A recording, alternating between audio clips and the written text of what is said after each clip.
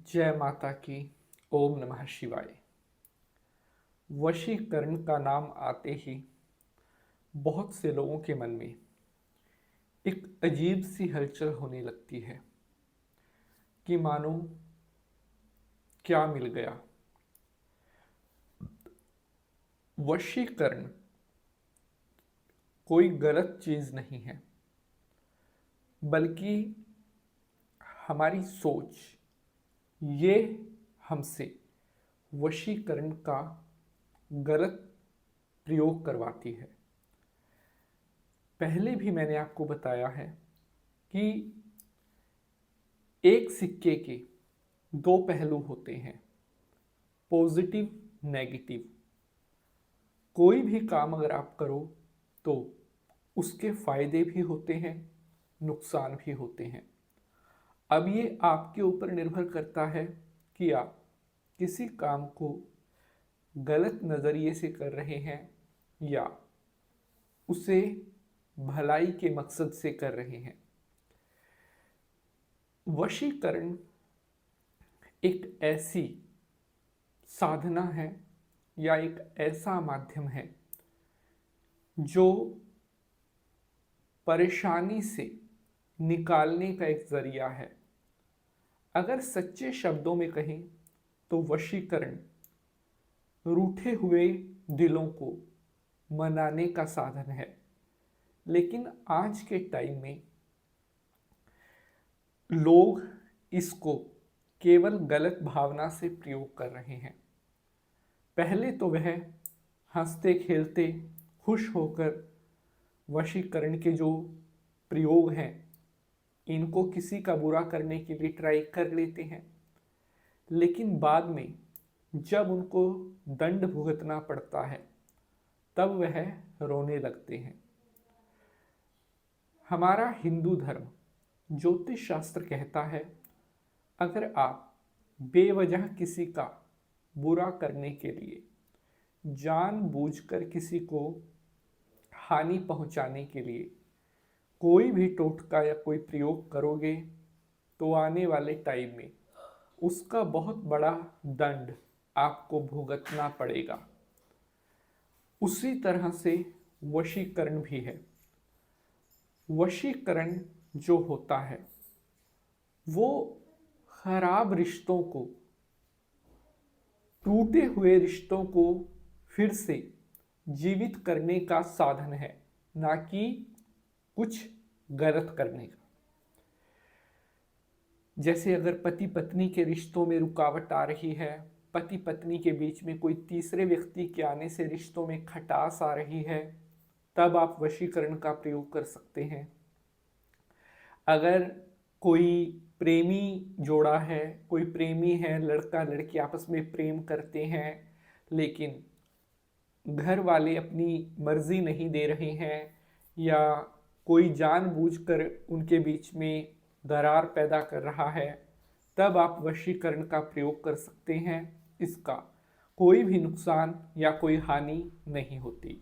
लेकिन किसी की मर्जी के खिलाफ किसी के दिमाग को घुमाकर उसे अपने लिए हर हाल में अपनी तरफ झुकाना, ये गलत हो जाता है।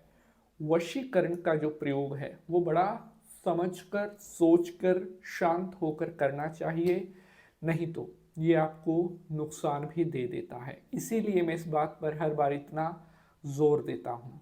शंकर भगवान को प्रणाम करते हुए शुरू करते हैं एपिसोड को। ओम नमः शिवाय, हर हर महादेव। नमस्कार, मैं पंडित नितिन शास्त्री आज के एपिसोड पर आप सभी का स्वागत करता हूं।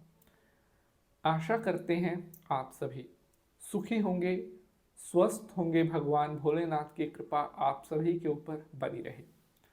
सबसे पहले तो आप सभी को साल 2026 में चैत्र नवरात्रों की हार्दिक शुभकामनाएं और भारतीय हिंदू नव संवत की भी आप सभी को ढेरों शुभकामनाएं। पिछले काफ़ी दिनों से हमारे बहुत सारे साथियों के प्रश्न आ रहे थे कि गुरुजी, वशीकरण का कुछ ऐसा प्रयोग बताओ जिससे हमारा खराब टूटा हुआ रिश्ता फिर से जुड़ सके।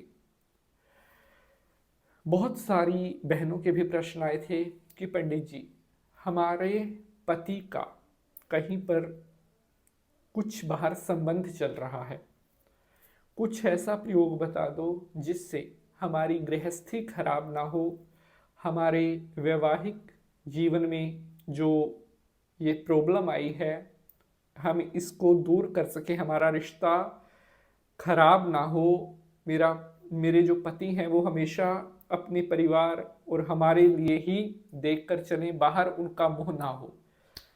बहुत सारे प्रेमी जोड़ों के भी फोन आते हैं कि पंडित जी कुछ ऐसा वशीकरण बताओ जिससे हम अपना खोया हुआ प्यार वापस पा सके। उपाय तो मैं आपको बताता हूँ, लेकिन उससे पहले स्पष्ट शब्दों में मैं आपको एक बात कहना चाहता हूँ। वशीकरण का ये जो उपाय, ये जो टोटका है, ये उन्हीं के लिए काम करेगा जो इसे सच्ची नियत से और केवल हित के लिए, जिसमें किसी का बुरा ना हो, अहित ना हो, इस नियत से अगर आप करेंगे तभी आपको इस टोटके के परिणाम मिलेंगे। तो आज मैं आपको लौंग प्लस शहद का एक ऐसा अचूक वशीकरण का उपाय बताने जा रहा हूं जिसको करते ही आपका खोया हुआ प्यार, चाहे पति पत्नी है, भाई बहन के बीच में अगर कोई रिश्तों में खटास आ रही है, प्रेमी प्रेमिका है, मतलब ये ज़रूरी नहीं है कि सिर्फ प्रेमी प्रेमिका या हस्बैंड वाइफ, बहन भाई भी हो सकते हैं, ताऊ चाचा भी हो सकते हैं।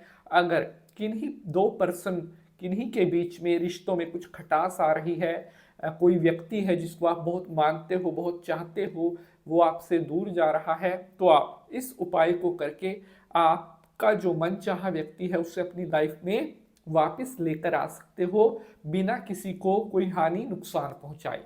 एक छोटी सी रिक्वेस्ट है, अगर यह एपिसोड आपको अच्छा लगेगा तो इसे लाइक शेयर जरूर करना है। बहुत मेहनत लगती है एक एपिसोड को बनाने में, और यहाँ पर एक हाइप का बटन आता है, उसे दबाकर आप वीडियो को कुछ नंबर भी दे सकते हैं अगर आपको वीडियो अच्छा लगता है। आपको पता है लौंग एक ऐसी दिव्य चीज है जो एक मैग्नेट की तरह, मतलब खींचने का, लौंग के अंदर जबरदस्त पावरफुल आकर्षण शक्ति बताई गई है। मतलब अगर आप कुछ चीज, मतलब कुछ इच्छा भी अपने मन में रखते हैं और उस इच्छा को बहुत जल्दी पूरी करना चाहते हैं, तो इसमें लौंग आपकी सबसे ज्यादा हेल्प करेगी, क्योंकि लौंग के अंदर वो एनर्जीज होती हैं, वो मतलब पावरफुल पॉजिटिव शक्तियां होती हैं जो किसी भी चीज को बहुत जल्द आपकी तरफ खींच कर ला सकती हैं। दूसरी चीज है शहद। कहते हैं कि इस संसार में शहद से मीठा कुछ भी नहीं है। अगर आप व्यक्ति को अपनी मिठास दिखाना चाहते हैं तो ये शहद और लौंग का टोटका आपके लिए 100% काम करेगा। उपाय करना किस तरह से है? इस उपाय को आपने 2 बृहस्पतिवार करना है। बृहस्पतिवार के दिन आपने 2 छोटी लौंग लेनी है। जी हाँ, जो फूल वाली छोटी लौंग होती है, उन्हें आपने हल्का हल्का शहद में लगाकर और अपनी जीभ के ऊपर रखनी है। यहाँ पर 2 लौंग। अब आपने 2 सेकंड के लिए उस व्यक्ति का नाम बोलना है और उसके बाद ये दोनों लौंग जो है आपने अच्छी तरह चबाकर और खा लेनी है। जी हाँ, बृहस्पतिवार 2 लगातार आप ये काम कर देना शाम के टाइम। मैं आपको विश्वास से कह रहा हूं 15 से 20 दिन के अंदर जिस व्यक्ति के लिए आप ये टोटका कर रहे हैं, बहुत जल्द आपकी लाइफ में आ जाएगा। मिलेंगे अगले एपिसोड में। हर हर महादेव।